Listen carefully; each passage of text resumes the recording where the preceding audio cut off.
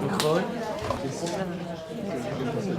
La pierde está destruida. También imagino que os ha llegado la estructura del taller. Empezamos, son 4 días. El primer día empezamos con Antonio Centeno, el segundo día es la de Army of Love.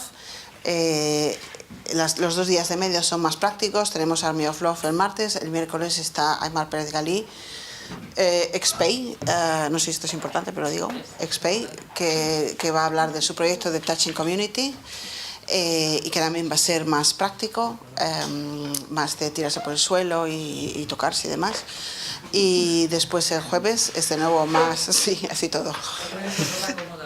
Sí, con ropa cómoda. Mañana también, en general, yo os veo a todos con ropa cómoda, pero no os veo a ninguno con ropa incómoda. Pero, y luego el jueves es otra vez debate y más como conclusión o cierre con Andrea García Santes Mases, que también nos ha dado textos, y pues nada, también va a ser más en formato charla, como hoy. Entonces, hoy empezamos con Antonio Centeno. Antonio Centeno va a... Los que estuvisteis, ya le conocéis un poco, los que estuvisteis en la jornada de desviación-exclusión, nos va a hablar del imaginario colectivo de la asistencia sexual. Y hasta se me ha olvidado todo lo que me has dicho que tenía que decir. Pero bueno. Invéntatelo. Pero bueno, como veis, vamos a hablar del imaginario colectivo y de cómo combatirlo, derrotarlo, abrirse a nuevas ideas, a nuevos imaginarios, como parte fundamental de cambiar la manera de pensar sobre la diversidad funcional y sobre lo que es la asistencia personal y asistencia sexual. Así, vale, más o menos, ¿no? Muy bien. Muchas gracias. Muchas gracias, Antonio. Gracias a todas por haber venido. Pues la idea de hoy para mí era hablar sobre todo de la asistencia sexual, luego ya entraremos en qué es o cómo la entendemos, esa asistencia sexual, y hablar de la asistencia sexual sobre 2 ejes principales, ¿no? Por un lado, la propia asistencia sexual como herramienta, como recurso material para poder resolver algunas cuestiones que tienen que ver con la diversidad funcional. Y otro eje, que para mí es incluso más importante, si es que tiene algún sentido hacer una jerarquía de este tipo, que es qué estamos pensando sobre la diversidad funcional cuando hacemos una propuesta de asistencia sexual. Es decir, si la respuesta es asistencia sexual, ¿cuál era la pregunta? Porque nuestra historia es la historia de cuerpos que han sido siempre colonizados por los profesionales de ámbitos de lo más diverso, de lo social, de lo sanitario, etc. Siempre ha habido un montón de gente que sabía mucho mejor que nosotras qué es lo que nos convenía, qué es lo que teníamos que hacer, cómo teníamos que hacerlo, ¿no? Sin embargo, a pesar de esa dificultad, en 2006, como digo, hay un punto de inflexión. La Ley de Servicios Sociales de Cataluña incorpora la figura del asistente personal. La Ley de Autonomía Personal a nivel de todo el Estado también incorpora esa figura. El Convenio sobre los Derechos de las Personas con Discapacidad, que se firma en la ONU también en 2006, también incorpora la asistencia personal como una obligación de los poderes públicos, porque reconoce la vida independiente como un derecho para las personas con diversidad funcional. Sin embargo, van pasando los años después de 2006 y hacia 2012 aproximadamente asumimos que no, que no estaba funcionando, ¿no? Que a pesar de que las leyes estaban a nuestro favor, no había un cambio real en la manera de vivir. Las personas con diversidad funcional seguíamos estando o bien en instituciones o bien a cargo de la familia, y por lo tanto seguíamos expropiadas de nuestros cuerpos, de nuestras vidas, ¿no? Sin poder tomar decisiones sobre nuestra vida cotidiana. Entonces pensamos, ¿y esto cómo puede ser, ¿no? Si hemos hecho una lucha política para cambiar las leyes, lo hemos conseguido, y aún así no funciona, pues ¿qué nos queda, ¿no? ¿Qué vamos a hacer, ¿no? Descartada la lucha armada, porque no se nos da muy bien, pues nos pusimos a pensar, y la otra vía de transformación de esa mirada, de esos valores, siempre va a llegar por el lado de la cultura. La cultura nos informa de cómo es el mundo, de cómo son aquellas realidades que no conocemos directamente. Y el problema con esto es que el relato sobre la diversidad funcional que hay en la cultura, tanto en el cine, en la tele, en el teatro, en la literatura, en lo que queráis, ese relato de la diversidad funcional es un relato muy pobre, muy estereotipado, muy polar, que básicamente nos presenta, pues como veis en la diapositiva, por ejemplo, si lo miráis por columnas, pues la primera columna tenéis a Superman, no sé si le conocéis, Nothing is Impossible, y en la misma columna tenéis a nuestros amigos de TV3, de la Maratón, que hicieron una vez un programita sobre lesión medular, y para ilustrar a la población sobre cómo es la realidad de la lesión medular, pues tuvieron a bien hacer esta bonita imagen de alguien así, cubierto con un cubo de cemento a su alrededor, ¿no? Es decir, que es una mirada que lo que hace es naturalizar esa desigualdad a partir de la diferencia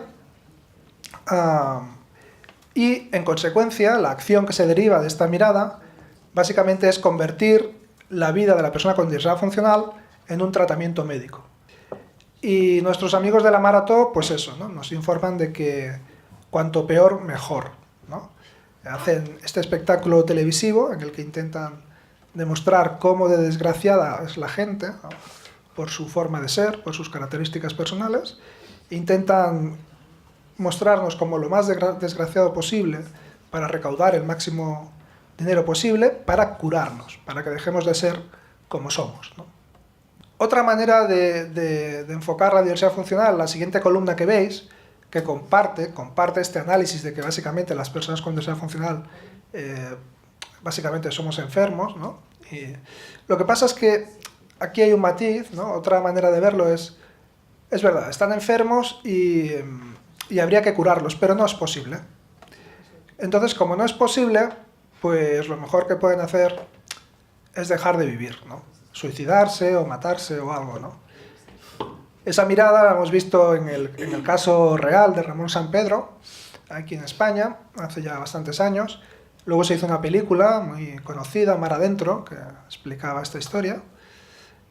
Y, por ejemplo, en el mundo anglosajón, pues $1 Million Baby, no sé si la habéis visto, una película de Clint Eastwood.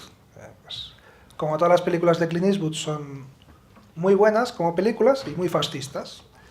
Entonces, bueno, pues comparten este punto de vista, decir, sí, estáis enfermitos, no podemos curaros, hombre, si os suicidáis, pues mejor para todos, dejáis de sufrir, nosotros estamos más tranquilos, nos dan un Oscar y para adelante.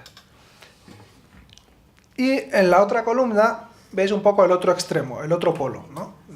Ya no es la gente desgraciada, sino que es el otro polo, el gran héroe, esta gente que hace cosas increíbles y maravillosas, no importa a qué precio, no importa que a lo mejor su vida cotidiana sea un infierno, pero al precio que sea, esta gente hace cosas que nos inspiran un montón, ¿no? Entonces, le perdonamos que sean como son, ¿no?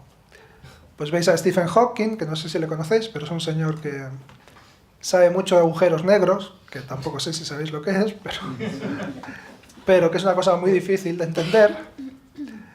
Y que es un tipo que ha sido tan importante pues como para salir en Los Simpson, ¿no? O sea, que no digo más. ¿Qué más se puede pedir? Un tipo que ha viajado, que ha hecho su carrera profesional, montado su familia, ha tenido sus hijos, no sé. Bueno, cosas que yo no sé si son muy deseables o no, pero que en cualquier caso son muy asimilables a lo que el común de la gente suele hacer, ¿no? Claro, el problema es que si para hacer eso tienes que ser el mayor experto en agujeros negros de todo el planeta, pues la cosa está un poco difícil, ¿eh? Hay que relajar un poquito el listón, ¿eh? Hay que relajarlo un poquito. Y en la diapositiva de abajo, esa misma idea del superhéroe, pues es una imagen de, por ejemplo, cuando las Paralimpiadas se hicieron en Londres, y el lema que eligieron fue Meet the Superhumans, ¿no? Y la gente cuando lo ve dice, hombre, pero ¿cómo te puedes quejar de esto? Vale, de lo de TV3 vale, porque joder, qué feo el cemento. Pero hombre, de esto, ¿cómo te puedes quejar? Mira qué guapos, mira qué bien, ¿no? Si están súper monos y tal, ¿no? Bueno, al final, lo de Superhumans es Superhumans, no es Humans, ¿vale? O sea, elevarte a un altar o arrastrarte por el fango son también formas de deshumanizarte, ¿no? Al final. El Superhuman, pues está muy bien, pero ¿y el que no qué? ¿El que no qué? Pues las otras casillas, ¿no? Que hemos visto.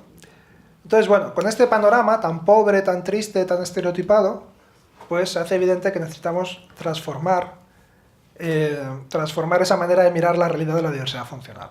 Si no, cualquier cambio político, cualquier ley formal escrita que hagamos, no va a funcionar porque se va a aplicar desde una mentalidad, desde una mirada, desde unos valores que lo único que quieren es o curarnos, o matarnos, o hacernos hacer piruetas, ¿no? Bueno, entonces, para cambiar este tipo de cosas, llevamos unos años haciendo cosas muy raras, ¿no? Yo creo que solo con ver la imagen de esta diapositiva y la otra, vemos que algo se está moviendo. Esa necesidad de construir un discurso nuevo y que tenga sus raíces en la vivencia, ¿no? Porque la diversidad funcional no es solo una cuestión técnica, no es algo que se resuelve solo con acciones técnicas de empezar a poner rampas, intérpretes de lengua de signos y cosas por todas partes. Si no se construye un discurso desde la propia experiencia, se aleja irremediablemente de la realidad, ¿no? A ver, un ejemplo un poco chusco, pero que sirve, como si todo el discurso feminista hubiese sido elaborado por hombres, ¿no? Por hombres súper instruidos, súper máster, súper todo, súper sensibles, pero hombres. Pues irremediablemente ese discurso, por muy técnico que sea, se va a alejar de la realidad, ¿no? Aquí veis, por ejemplo, esta imagen que corresponde a una de las marchas por la visibilidad de la diversidad funcional. Esta es una marcha que hacemos desde el Foro de Vida Independiente, que es el espacio de militancia del que yo vengo. Una marcha anual que hacemos en Madrid el segundo sábado de cada septiembre y que viene a ser nuestro embrión de lo que a lo mejor en algún momento esperamos que llegue a ser nuestra marcha del orgullo tullido, ¿eh? Digo embrión porque de momento las personas que sentimos la necesidad de tener un día de celebración y de afirmación de una identidad política alrededor de lo tullido, somos minoría, somos minoritarias claramente, ¿no? Luego veis, por ejemplo, pues a nivel audiovisual, proyectos como el documental Yes We Fuck. Para mí personalmente fue como el punto de arranque de muchas cosas, ¿no? Tuvo como un efecto sacudida, que también era algo que pretendíamos, ¿no? El título Yes We Fuck pues ya indica un poco la orientación. No es un documental que intente ser didáctico, sino que está como en una fase previa a ser didácticos, que es antes de explicar cómo son las cosas, vamos a poner en cuestión cómo creemos que son. Socialmente no les interesa que las muestras, los monstruos y los muestros, o sea, todas las personas que no encajamos, se reproduzcan, ¿no? Sí que he sentido de la opresión de machista, de por ser una persona sexual, de una sociedad que me ha llamado puta siempre, ¿no? El sexo es algo natural, algo que nos forma, que nos conforma y abarca, bueno, todos los aspectos de nuestra vida. El sexo, en general, somos criaturas sexuadas. ¿Qué es lo que hace sexy algo? La forma de las tetas, del culo, de la cara, del cuerpo, si está sentado, si está acostado. Personalmente a mí, y creo que la mayoría de gente, nos erotizan cosas que tal vez no podemos definir exactamente.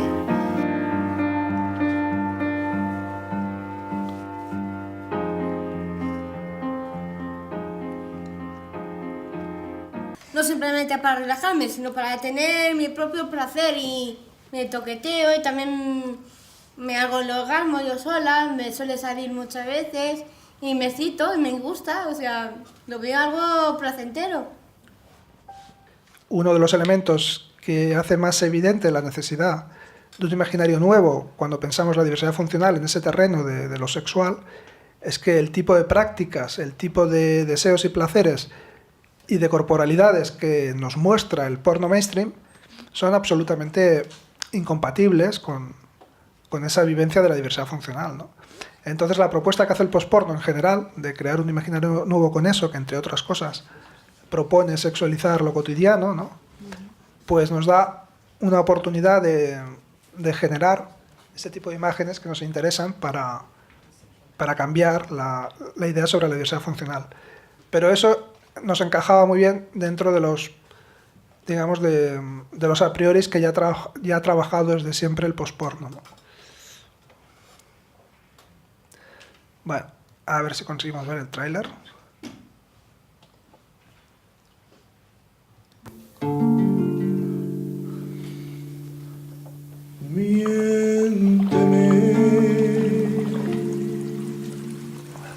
¿Qué es una puta?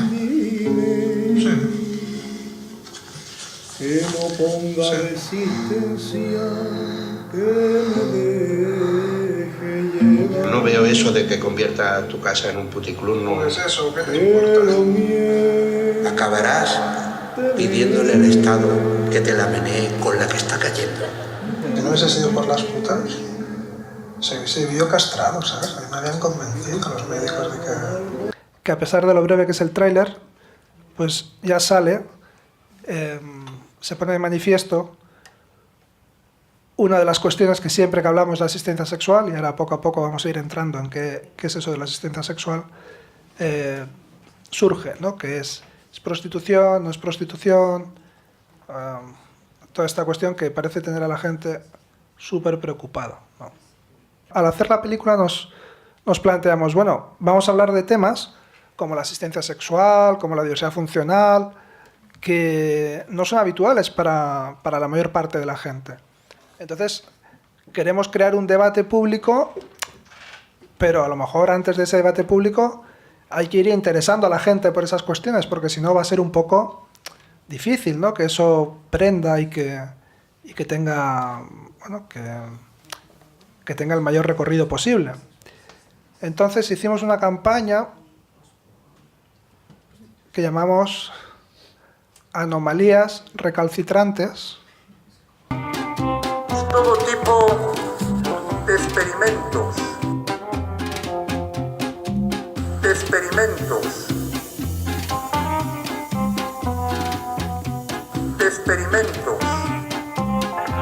Voy a hablarle a la gente normal. Normal. A la gente normal. A la gente normal. Normal. Los seres humanos normales.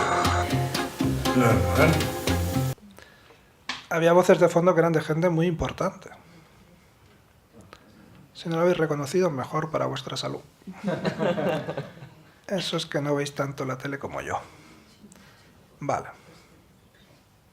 Otro de los proyectos del que hoy hablaremos bastante es el proyecto de la web asistenciasexual.org.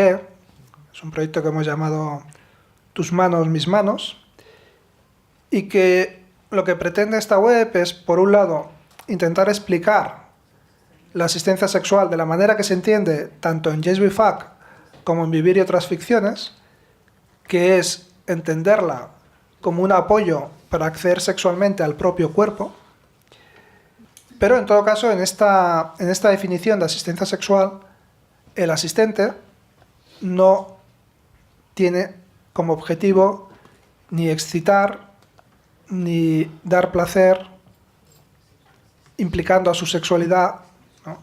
Implicando a su cuerpo con la persona con diversidad funcional, ¿no? Digo en principio porque ya sabemos que una cosa es el marco que nos damos en cualquier vínculo entre personas y luego la realidad, que es más compleja y más difícil de manejar, ¿no? Pero en principio no estaría entre las funciones del asistente sexual excitar a la persona con diversidad funcional ni excitarse ella misma, ¿no? La persona trabajadora, sino simplemente ser un apoyo instrumental, es decir, no es una intervención terapéutica, porque hemos quedado que no somos enfermos, que nuestra vida no es un tratamiento médico, no es una intervención educativa, porque hemos quedado que no somos niños eternos y que lo que queremos es recuperar nuestros cuerpos y nuestras vidas, y por lo tanto en algún momento tenemos que ser nosotras las que sabemos, ¿no? Es un apoyo instrumental para que la persona acceda sexualmente a su propio cuerpo, pueda conocer su cuerpo, pueda conocer cómo siente, pueda masturbarse. A partir de ahí eso te coloca en un terreno, digamos, de igualdad, por decirlo de alguna manera, respecto a las personas que no tienen diversidad funcional, ¿no? Cuando cualquier servicio general incorpora la diversidad humana en general y la diversidad funcional en particular, ese ámbito se vuelve mejor para el conjunto de la población. La educación, por ejemplo, a base de haber incluido a las niñas y los niños con diversidad funcional, se ha vuelto una educación más potente, más flexible y más capaz de dar respuestas para el conjunto de las niñas y los niños, tengan diversidad funcional o no. Lo mismo, la arquitectura es una arquitectura más amable gracias a incorporar la diversidad funcional, el urbanismo lo mismo, el transporte, absolutamente todo, cuando incluye la diversidad, se transforma de manera positiva para el conjunto de la población. Yo me masturbo. Nadie conoce mi cuerpo mejor que yo. Yo me masturbo. Con esta y con esta. Yo me masturbo. Yo soy la dueña de mis orgasmos. Yo me masturbo. Y de momento no estoy ciego. A veces me masturbo solamente por hacer algo. Yo me masturbo. No tanto como antes, pero me masturbo. Yo me masturbo. Es otra forma de quererme y de cuidarme. Yo me masturbo. ¿Tú no? Yo no me masturbo. Sin apoyos, mi cuerpo no es mío. Ahora vamos a esto, ¿vale? A intentar afinar la idea de asistencia sexual. Pero antes de seguir, ¿hay algo que queráis comentar? Yo quería saber si, por ejemplo, personas que tienen diversidad funcional que no pueden pagar una asistencia sexual, si tienen algún tipo de ayuda o si hay como ONGs que trabajan con eso. Claro. Porque quizá, como tú dijiste, como es un contrato, imagino que sea un contrato pago, ¿no? Y un tipo de profesión también. Entonces, quería saber un poco de eso. En el caso de la asistencia sexual necesitamos que sea un derecho en positivo, es decir, que genere obligaciones concretas para los poderes públicos, sobre todo esta obligación que explicabas tú, que lo financie, porque es la única manera de que esto llegue a todo el que lo necesite y no solo sea algo para quien se lo pueda pagar, ¿no? Entonces creo que por eso también por eso es muy importante que afinemos bien con qué estamos proponiendo como asistencia sexual. Si queremos generar algo que sea una obligación concreta para los poderes públicos, ¿no? Se pide que sea asistencia sexual y que el Estado, por ejemplo, pueda financiarla, o que incluso, qué sé yo, hayan lugares donde que el Estado maneje, que dé una licencia para hacer asistencia sexual. O sea, ¿qué nivel de complejidad institucional es la que aspiran? ¿Qué tipo de o qué implicancias tendría eso? ¿Una academia, una cierta oficialidad, cierto estudio, cierto? ¿Hasta qué punto han desarrollado? En nuestra propuesta, la asistencia sexual comparte muchas cosas con la asistencia personal. Comparte la justificación, porque es necesaria, por lo mismo que es necesaria la asistencia personal.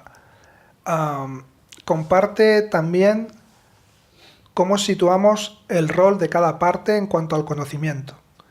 Igual que pensamos que nuestros asistentes personales no tienen que saber lo que van a hacer con nuestros cuerpos, sino que somos nosotras las que vamos a decirle a nuestros asistentes qué, cómo, cuándo y para qué hay que hacer con nuestros cuerpos. Es decir, que el conocimiento está en la persona, no en el trabajador, no en el asistente. Igual que eso lo pensamos para la asistencia personal, lo pensamos igual para la asistencia sexual. La formación, toda la que queramos, cuanto más rica mejor, pero siempre como un derecho de la persona trabajadora, que se forme en lo que quiera, en lo que le parezca que le pueda ayudar a su desarrollo profesional. Pero nunca como un filtro, como un control que limite la libertad personal para acordar con quién quieres hacer ese tipo de apoyos. Y en cuanto al nivel de institucionalización general, estamos aún muy a principios de articular una propuesta política. Nuestra idea sería que fuese que funcionase igual que la asistencia personal, en el sentido que no sea la persona la que tenga que perseguir los recursos, como esto que explicabas tú, de que haya un centro al que acudir, ¿no? Y si vivo en el monte a 200 kilómetros, tengo que venir a Barcelona a hacerme una paja, o sea, ¿sabes? No. Tiene que ser que los recursos sigan a la persona, no al revés, ¿no? Lo primero que sí me gustaría que quedase muy claro es que sobre todo esa necesidad de diferenciar entre la asistencia sexual y el resto de trabajos sexuales, no solo la prostitución, también es diferente del masaje erótico, también es diferente del striptease, también es diferente de todos los trabajos sexuales que hay, ¿no? Esa necesidad de diferenciar no tiene que ver con una jerarquía moral. No es porque esto es aceptable porque es para los tullidos, lo otro no porque es de guarros, ¿de acuerdo? No es que la asistencia sexual sea a nivel moral o ético mejor que ningún otro trabajo sexual, ni la prostitución ni ningún otro. Para mí todos los trabajos que son ejercidos desde una cierta libertad, dentro de la libertad que tenemos para trabajar o no, en el sistema social en el que vivimos, tienen la misma legitimidad y la misma autoridad moral para que eso se ejerza de la mejor manera. La necesidad de esa distinción viene, primero, para que las dos partes, tanto quien presta el apoyo como quien lo recibe, tenga un marco lo más claro posible sobre cuáles son las expectativas, qué puede esperar y qué no de ese vínculo, qué puede pedir y qué no, qué se le puede pedir y qué no. Eso en cualquier vínculo entre personas es muy importante. Yeah, my question was actually exactly about what is the distinction between a sexual assistant and like a normal sex worker. I still don't get it completely. So for you, the sexual assistance is only about masturbation, as I understand it, but then I still wonder what is exactly the difference, because there is sex work that is specialized on masturbation, like you go to a massage parlor and they offer happy endings. So what is really the difference, and why do you think is it more neutral, or on the other hand it's more, or is it more intimate? I don't really get it. La asistencia sexual responde al hecho de que hay cuerpos que funcionamos de una manera que hace necesaria la intervención de otra persona para poder acceder a nuestro propio cuerpo. Por eso es necesario que haya una figura, alguien, que nos dé ese apoyo para poder acceder a nuestro propio cuerpo. Que yo sepa, no hay ningún otro trabajo sexual que se justifique de la misma manera. Los otros trabajos sexuales tienen que ver con lo lúdico, a veces incluso con lo terapéutico, con otras cosas, pero no con el hecho de tener una corporalidad que haga necesario que haya ese tipo de apoyo, ese tipo de trabajo sexual. Primera diferencia, la justificación. Segunda diferencia, el hecho de que la asistencia sexual responda a esa necesidad hace que sea un derecho. No, a mi entender, no hay ningún otro trabajo sexual que constituya un derecho. ¿Que son valiosos? Sí. ¿Constituyen un derecho? No. ¿La asistencia sexual? Sí. Constituye un derecho. You mentioned that there are volunteers for sexual assistance. So are they organized in any way, or how does it work? And would you rather prefer that it's a paid service, so that you feel more like the boss? So two questions actually. Dora, porfa, que entre que estoy sordo y que mi inglés Sí, claro, no, yo estoy, es lo que tengo que hacer. Bueno, también es una cosa de la que se ha hablado, pero a lo mejor no, yo creo que tampoco ha quedado demasiado claro la pregunta sobre los voluntarios, de que igual manera que hay gente que va a ver a personas que viven solas para que no estén solas, adoptan abuelos y demás. Él pregunta si fueran voluntarios los que hacen de asistencia sexual. Tú has dicho que no, que un derecho no puede depender de digamos, de la buena voluntad de la gente. Pero él pregunta si el hecho de que reciben dinero, o sea que no son voluntarios, el hecho de que reciban dinero tiene algo que ver con esta, digamos, situación de dominio de de la persona con diversidad funcional? A veces parece que cuando una cosa se hace de manera voluntaria es algo muy bonito y que está bien, ¿no? Y que ahí no hay esas relaciones de poder, ¿no? No es verdad. No es verdad. Hay un poder total ejercido por esa persona que desde la buena voluntad te salva la vida. Eso es cualquier cosa menos horizontal.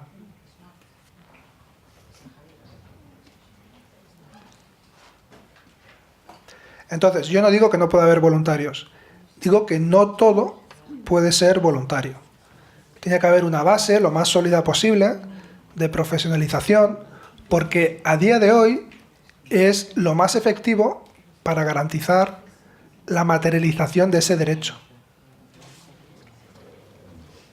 Quería preguntarte si han podido reflexionar sobre cómo se podría asegurar la asistencia sexual, por ejemplo, para espacios que, o sea, para personas que no disponen de un espacio como íntimo apropiado, como, no sé, eso, por un lado, y por otro lado, por ejemplo, en la adolescencia, ¿cómo podría la adolescencia darse un caso de asistencia sexual y si lo considera más delicado o que han reflexionado respecto de eso? Por ejemplo? Claro. Efectivamente, por ejemplo, para que tú puedas explorar tu cuerpo con intimidad o masturbarte, no solo necesitas del apoyo de esa persona, sino que necesitas un espacio físico donde poder hacerlo. Entonces, bueno, creo que una de las virtudes que tiene poner en juego la sexualidad en el ámbito de la diversidad funcional es que también ayuda a poner de manifiesto que hay situaciones que hasta ahora a lo mejor han sido leídas como parte de la solución, que resulta que en realidad son parte del problema. ¿Qué quiero decir? Mucha gente sigue pensando que el hecho de que alguien viva en una residencia es parte de la solución. Cuando intentas que esa persona que vive en una residencia, por ejemplo, pueda utilizar asistencia sexual para explorar su cuerpo, para masturbarse, imaginemos que contamos con ese apoyo, ¿cómo iba a ser posible eso? Si en una residencia no tienes un espacio de intimidad, si no eliges con quién compartes, si no eliges tus horarios, si no eliges cuándo te levantas, si no eliges cuándo acuestas, si no eliges cuándo cagas, si no eliges quién toca tus genitales, si no eliges lo que comes, si tienes que pedir permiso para entrar y salir, si todo eso es así en una residencia, ¿cómo va a ser eso un buen sitio para un acto íntimo como el de explorarse o el de masturbarse con ese apoyo de la asistencia sexual? Entonces, digo que eso es muy interesante porque a lo mejor, en lugar de empezar a pensar cosas absurdas como generar una sala de la masturbación o algo así, a lo mejor nos deberíamos dar cuenta que el problema es que esa forma de vivir, colectivizando las necesidades individuales, es una muy mala idea. Y que en lugar de vivir en instituciones, la gente debería vivir en su entorno con los apoyos que necesite. Yo veo ahí como las tareas que se lleva a cabo la persona, el asistente, pero yo quería entender más si en plan contractual, como tú estabas explicando, que el contrato genera derechos y deberes, ¿no? También obligaciones de la persona, y si hay algún tipo de modelo de ese tipo de contrato ya hecho, si ya hicieron ese tipo de relación contractual de hecho, y si sí, qué tipo de obligaciones esa persona. Veo que hay algunas obligaciones cómo manejar ese tipo de trabajo, pero si llevamos al plan contractual, las obligaciones, si no son cumplidas, pueden ser reclamadas. O sea, hay un tipo de indemnización también. Sería un contrato civil, sería un contrato de trabajo, porque si tú estabas mirando como un jefe, sería más en plan más trabalhista, ¿no? Más laboral, un contrato laboral. O no, un contrato civil, más como tú estabas escribiendo, me parece más un contrato civil, ¿no? Pero, ¿qué tipo de...? Bueno, más una curiosidad. Bueno, no soy experto en estas cosas. Yo diría que es más un tipo de relación laboral, un contrato laboral. Que yo sepa, no hay nada formal a día de hoy, al menos en España. Creo que ese tipo de acuerdos se están haciendo, pero se están haciendo de manera verbal, informal, a veces incluso implícito, que no es muy buena idea. Creo que precisamente una de las cosas buenas de generar espacios donde hablar y donde visibilizar estas cuestiones es que la gente se sitúe en la importancia de ser lo más explícito posible en qué es lo que se puede esperar de ese vínculo y qué no, para que ambas partes pues estén lo más a gusto posible, ¿no? Yo te quería hacer una consulta a partir de la idea de disfuncionalidad, porque a mí me parece que, obviamente haciendo los matices para no banalizar, la idea de disfuncionalidad es algo que desde la cuestión política es transversalizable. Digo, ¿cómo ustedes han podido articular desde esa idea con otros movimientos disidentes, ¿no? Y cómo están pensando el futuro en relación a eso. Pues me acuerdo un diálogo en Vivir otras ficciones que vos tenés con Pepe Rovira, en donde Pepe se enoja y te dice, bueno, al final ustedes lo que quieren es que el Estado se la menee, digamos, ¿no? Y digo, si ustedes están pensando en ir más allá de ese horizonte y bueno, ¿qué imágenes del futuro que se plantean? Bueno, es un gran horizonte que el Estado te la menee, ¿eh? No es poco horizonte, cuidado, ¿eh? Aquí habrían cambiado muchas cosas en la manera de mirarnos y en la manera de valorar nuestra realidad, ¿eh? Pero bueno, imagino que cuando hablas de disfuncionalidad te refieres a diversidad funcional, ¿no?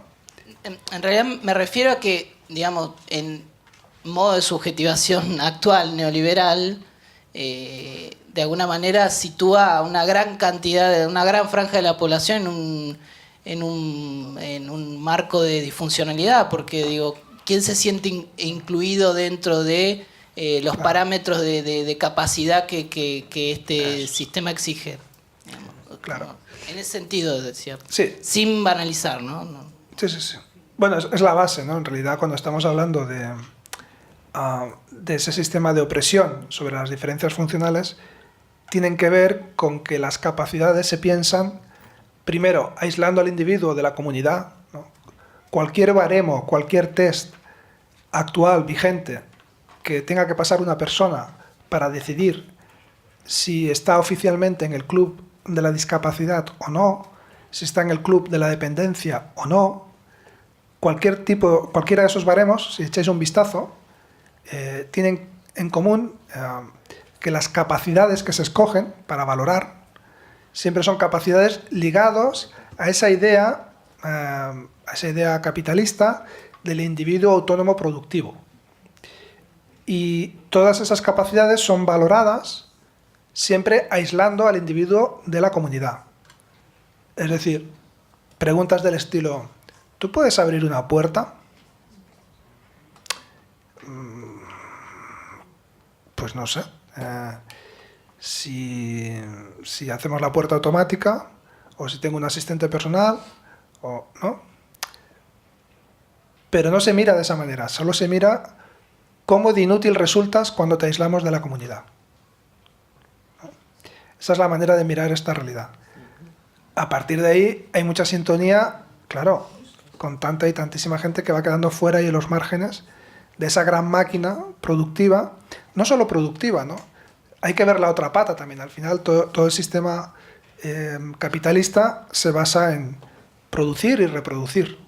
Y tanto la gente que queda fuera del eje de producción, porque cuando se le aísla como individuo no resulta productivo, como del eje de la reproducción, porque por su identidad o su orientación sexual no ayuda a reproducir el sistema, son expulsados a los márgenes y se pretende, digamos lo que explicaba antes, se pretende justificar toda una serie de desigualdades sociales que se viven en esos márgenes a partir de las diferencias. Entonces todo ese esquema es absolutamente común.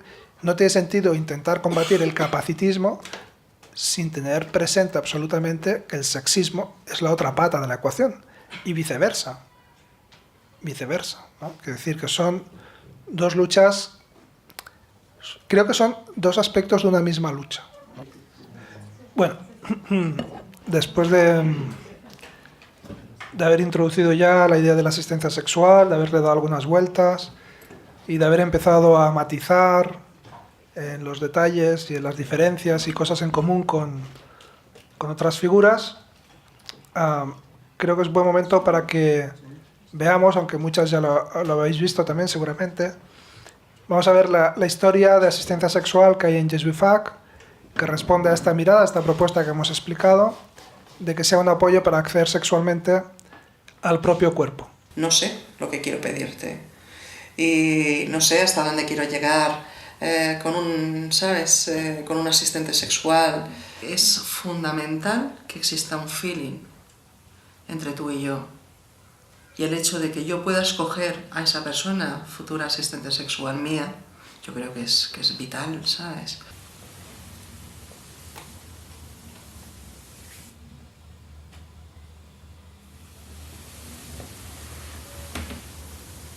Y el cuello, que ahí sí que no llego yo todavía, ¿no? Cógeme el brazo si quieres para probar, pero yo creo que no llego. No voy a llegar.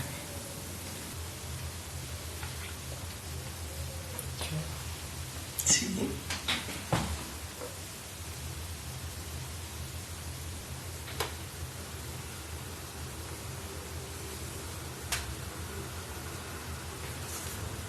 Podrías tocarme la cara, el cuello. No llego, ¿verdad? Ay. Bueno. Nunca me había tocado el pezón. Tener dos. El otro. Hola, ¿qué tal? Anda, mira, sí que puedo.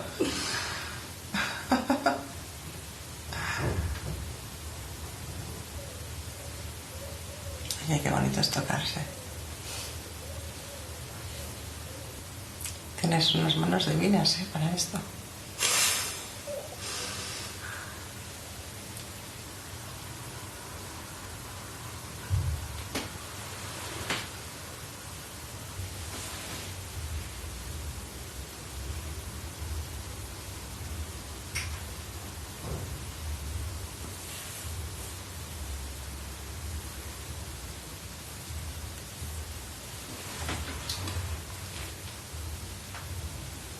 Aprietas un poquito.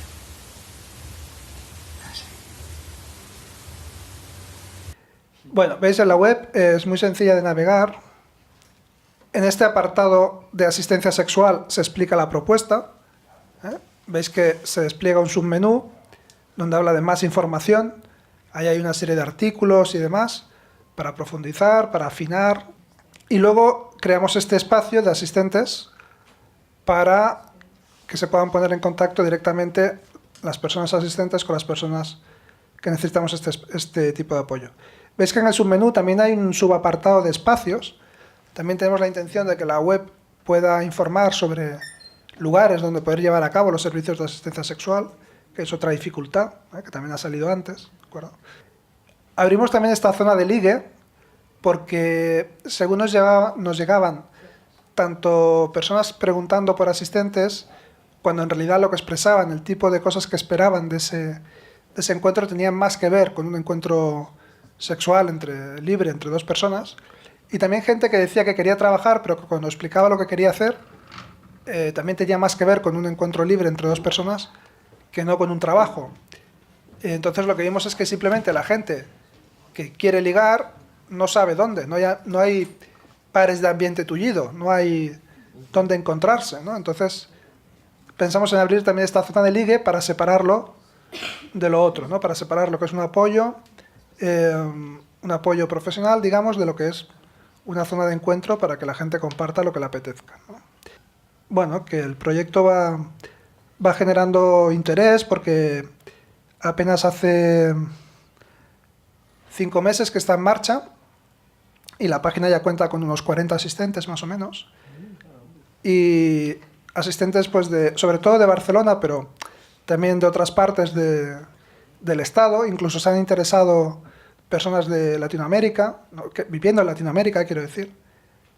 ¿Alguna cuestión? Seguimos. Sí.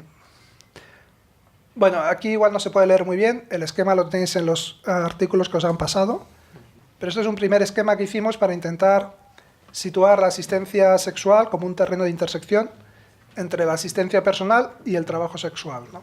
Por ejemplo, la asistencia sexual en este esquema la hemos situado en el terreno del trabajo y de acceso al propio cuerpo. Lo veis, ¿no? En el esquema se entiende. ¿Sí? Por ejemplo, veis que hay una figura que hemos llamado eyaculación asistida, que es una cosa con un punto surrealista, pero que no nos lo hemos inventado. Es un proyecto japonés que se llama White Hands, que consiste en una asociación de voluntarias, digo voluntarias porque son solo mujeres, voluntarias del mundo sanitario que masturban a hombres, y digo hombres porque solo a hombres, masturban a hombres con diversidad funcional. Sí que se trata de una figura de acceso al propio cuerpo porque solo masturban, pero es un voluntariado, ¿eh? No está estructurado como trabajo, ¿eh? El acompañamiento erótico y el sexual surrogate. He entendido que el surrogate solamente entra en situaciones de terapia. Sí. Entonces un terapeuta decide que lo que necesitas es tener una cierta práctica sexual o lo que te vendría bien tenerla. Y entonces eso es un profesional que tiene esa práctica sexual contigo, pero dentro de un marco de terapia. Correcto. Sí. Es eso. Y en ese marco de esa práctica sexual, no sé, quiero decir, ¿cómo qué, por ejemplo? Quiero decir, en el marco de la terapia es una situación rara, ¿no? Es extraña. O sea, no me llego a imaginarme cómo puede ocurrir eso, ¿no? En qué dirección puede ir. En principio, cualquier práctica sexual puede darse en ese acuerdo, dentro del marco terapéutico.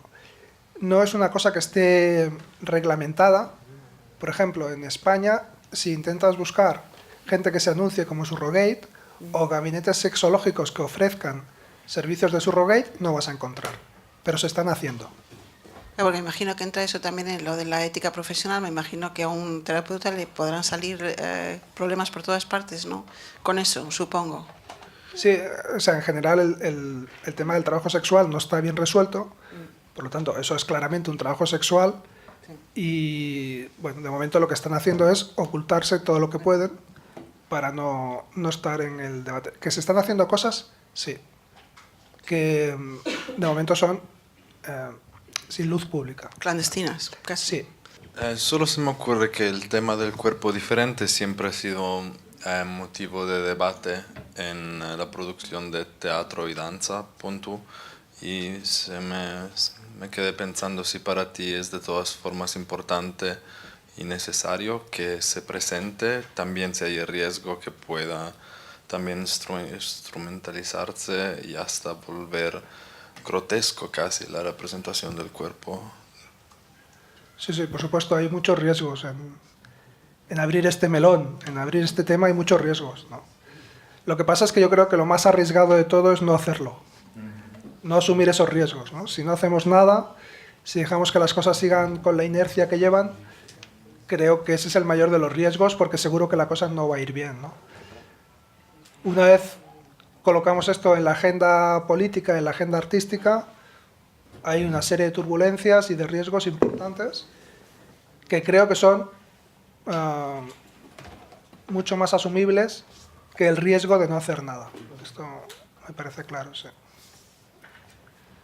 A mí me causa mucha curiosidad de todas formas el hecho de que para acceder a un asistente sexual de todas formas ya debes tener un nivel de edad, ¿no? Me imagino que alguien con una minoría de la edad legal no podría acceder a un asistente sexual. Bueno, es algo que tenemos que decidir. Claro. Entonces, como que pensaba de todas formas si de alguna manera hay... ustedes están pensando como un camino de todas formas como de formación o de acompañamiento, digamos, en el momento en el que ese deseo empieza como a surgir, que en realidad uno desde muy chiquito pues ya empieza a desarrollar un deseo y el cuerpo desde que estás siendo un niño igual se te reprime y pues digamos que en la diversidad funcional mucho más, pero recuerdo un plano que a mí me parece uno de los planos más bellos de Yes We Fuck, que es un espacio grande en el que está sucediendo, digamos, una exploración erótica colectiva súper enriquecedora, y no sé hasta qué punto de repente adolescentes o chicos que están y chicas que están empezando apenas a explorar esto, a explorar su cuerpo, que muy probablemente no puedan acceder a un asistente sexual por sus padres o sus madres, claro. Podrían de todas formas tener como una red de apoyos, a un tipo de colectividad desde el que se pueda ir explorando, digamos, lo erótico y lo sexual. Ya te digo, yo creo que es algo que tenemos que decidir cuando hagamos una propuesta política concreta sobre qué debería ser la asistencia sexual y qué obligaciones debería generar para los poderes públicos. Por ejemplo, una cuestión que va a surgir es esta, ¿no? ¿Quién puede recibir esos apoyos? El tema de la edad va a surgir, por ejemplo, ¿no? También nos pasó con la asistencia personal, ¿no? En tanto que la asistencia personal es un apoyo para que tú puedas ejercer tu toma de decisiones en lo cotidiano, eso es evidente que no es algo que ocurre a partir de los 18, sino que hay todo un proceso de niño, adolescente, joven, un proceso continuo, ¿no? En que se tienen que ir aprendiendo diferentes cosas en esa toma de decisiones. Y que un niño de 8 años no puede decidirlo todo está claro, pero que puede decidir cosas también está igual de claro. Entonces se trata, igual que la asistencia personal, tuvimos que dar la batalla, porque también cuando se instauró la asistencia personal en España se puso un límite de edad, de manera que solo para los mayores de 16 era posible acceder a la asistencia personal. Hicimos una batalla jurídica, legal, llegamos al Tribunal Superior de Justicia de Cataluña y ganamos que también debería ofrecerse a los niños. Creo que el tribunal al final ajustó hasta los 3 años. A partir de los 3 años puede ser un recurso útil. Evidentemente un niño de 4, de 5, de 8, de 10 no lo va a decidir todo, pero sí que tiene que ir pudiendo tener espacios de autonomía igual que sus compañeros de la misma edad, que pueda hacer el mismo proceso madurativo con ese apoyo de la asistencia personal. Con la asistencia sexual nos va a pasar igual, tenemos que decidir a partir de qué edad es importante que quien lo necesite cuente con ese apoyo para poder explorar su cuerpo, para poder aprender cómo siente, qué le gusta, qué no, para poder masturbarse. Evidentemente, la masturbación no empieza a los 18. Yo conozco gente de 17 que ya... Entonces, eso es algo que tenemos que decidir. Que yo había visto esto de White Hands también en algún documental y me quedaba la sensación como que era una especie de servicio de desahogo. O sea, como relacionar el hecho de que esas personas, por no poder acceder a eso, tenían como una especie de tensión acumulada y que se tenían que desahogar, ¿no? Y creo que, bueno, también en los textos que tú has enviado, ¿no? Y hay algo que me parece como muy importante de lo que estáis hablando, que es, y de una sensibilidad muy especial, que es separarlo de esta idea, ¿no? Como de la idea de que lo que se está hablando y reivindicando es una relación con la sexualidad y con lo que se necesita, que es de otra manera.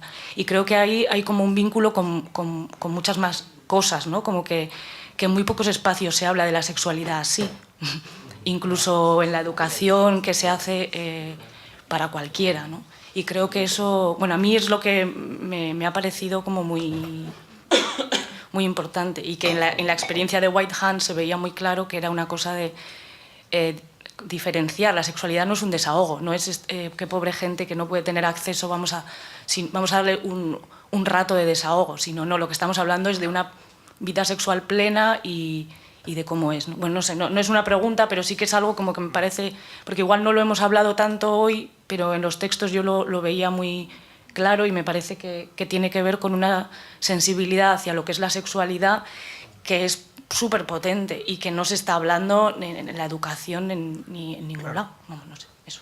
Para nosotros una de las cosas interesantes de hacer estos proyectos es pensar cómo de valioso puede ser incluir esta diversidad dentro de la idea general de sexualidad, ¿no? Igual, como decía antes, ¿no? Igual que es muy evidente físicamente que la arquitectura, que el urbanismo, incluso que la educación o el transporte mejoran para todo el mundo cuando incluimos esta diversidad, estamos con mucha convicción de que en la sexualidad va a pasar igual, ¿no? Que si conseguimos incluir diferentes corporalidades, diferentes maneras de sentir, diferentes maneras de vivir el deseo, diferentes maneras de construir ese deseo, ¿no? De permitirnos placeres o no. Eso va a enriquecer la vida sexual de todo el mundo, ¿no? Hoy ya no tendremos tiempo, ¿no? Pero a veces cuando hacemos estas charlas, al final hacemos una pequeña dinámica de simular, ¿no? ¿Cómo es eso de pedir exactamente lo que quieres, dónde lo quieres y cómo lo quieres. Y la otra persona, ¿cómo es eso de hacer exactamente lo que te piden, cómo te piden y dónde te piden? Y de repente la gente se sorprende mucho de que no está acostumbrada a pedir, de que no sabe pedir, de que no sabe lo que quiere, y la gente se sorprende también de que no sabe escuchar qué es lo que tiene que hacer y cómo lo tiene que hacer. O sea, es que hay que bajar un poco las revoluciones, tomarnos tiempo y estas cosas tan elementales y tan básicas, ¿no? Y a partir de eso, de esta experiencia, decir, bueno, por un momento vamos a recrear esta situación en que alguien pide exactamente lo que quiere y cómo quiere a otra persona, porque no lo puede hacer directamente. Y esta otra persona no tiene que interpretar, su papel es hacer exactamente lo que le piden. Y ahí la gente de repente se descubre patosa, ¿no? De repente hay muy poca práctica de pedir, de saber lo que se quiere, cómo se quiere, muy poca práctica de escuchar y hacer exactamente lo que te dicen, ¿no? Me interesa mucho esa parte de las alianzas de que hablas, ¿no? De las alianzas con los feminismos, con el activismo queer, pero mucha de la manera de hablar a mí me recuerda, por ejemplo, a todos los movimientos de derechos civiles de los enfermos mentales, por ejemplo, o lo que se llama enfermos mentales, porque precisamente también he hecho ese ejercicio de apropiarse del discurso del odio y que se llaman simplemente los psicos o los locos. Precisamente esto que es también desde los años 70 la gran cuestión era la institucionalización, ¿no? El gran problema que existía era la institucionalización y esta idea de la institución total que determinaba todo en tu vida privada y que dejabas, por así decirlo, dejabas de tener una vida para entrar en otro sistema que no te permitía, el concepto de cura no tenía sentido ya. O sea, porque el único posible concepto de cura era marcharse de la institución.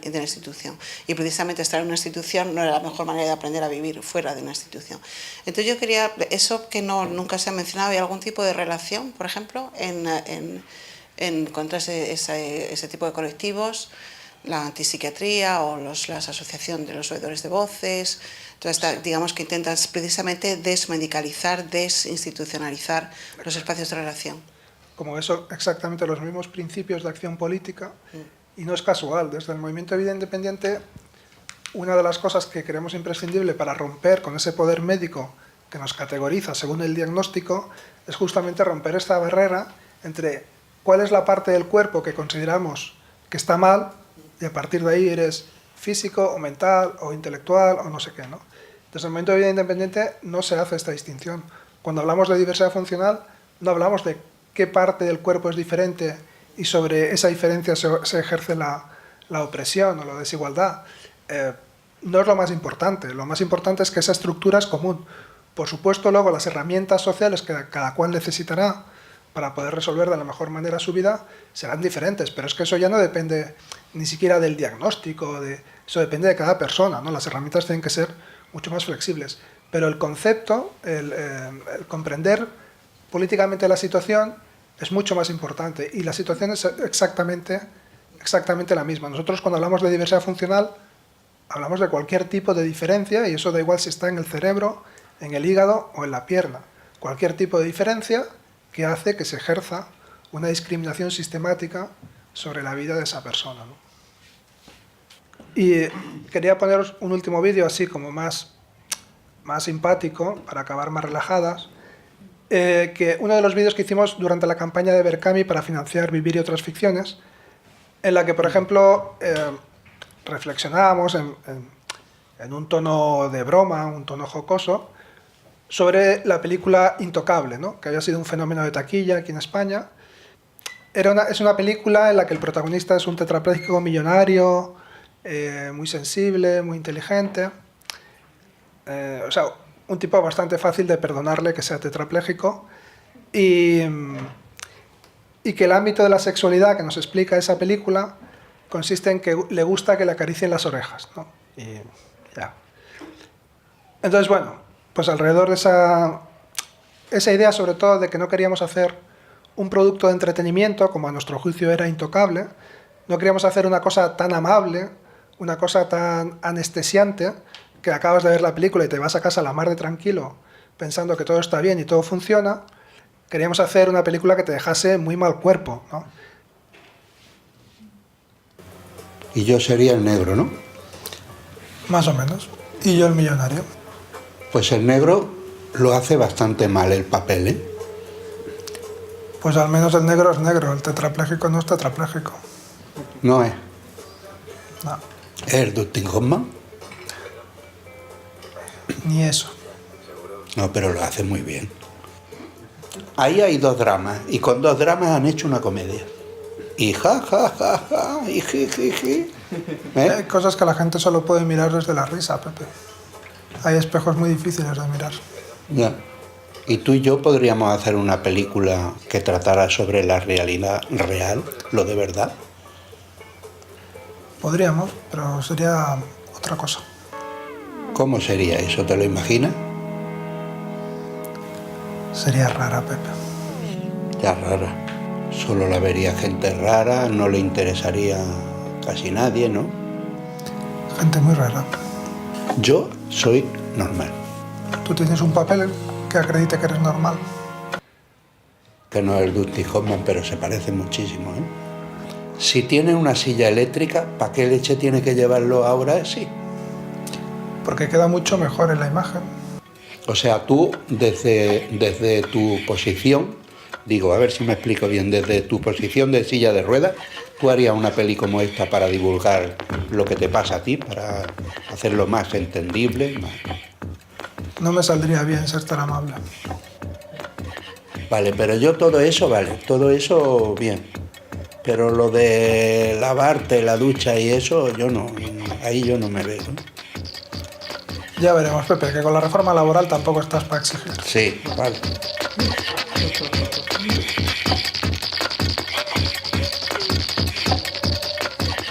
Yo como mucho te puedo hacer lo de la oreja. No sé si eres mi tipo, Pepe. Pues te aguantas, que tú tampoco estás para exigir mucho.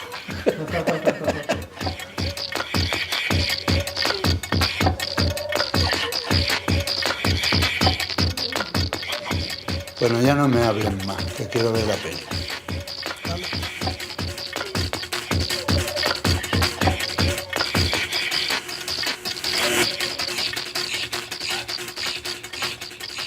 Bueno, pues nada. Eran estos 2 vídeos que nos sirvieron un poco también para explicar que lo que queríamos hacer era diferente a otras cosas que han ido surgiendo durante esos años. Y ya está, si no queréis comentar algo más, yo lo dejo aquí. ¿Alguna cuestión? Pues muchas gracias.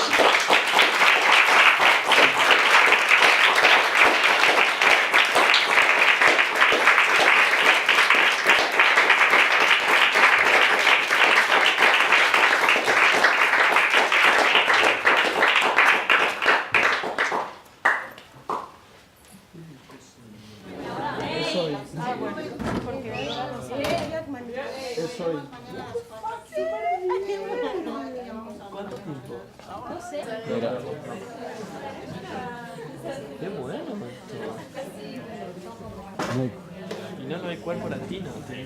Pero todo, a veces hay unas investigaciones. Española fue parte de la confusión.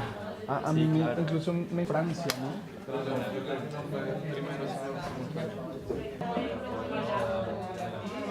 Claro, exacto.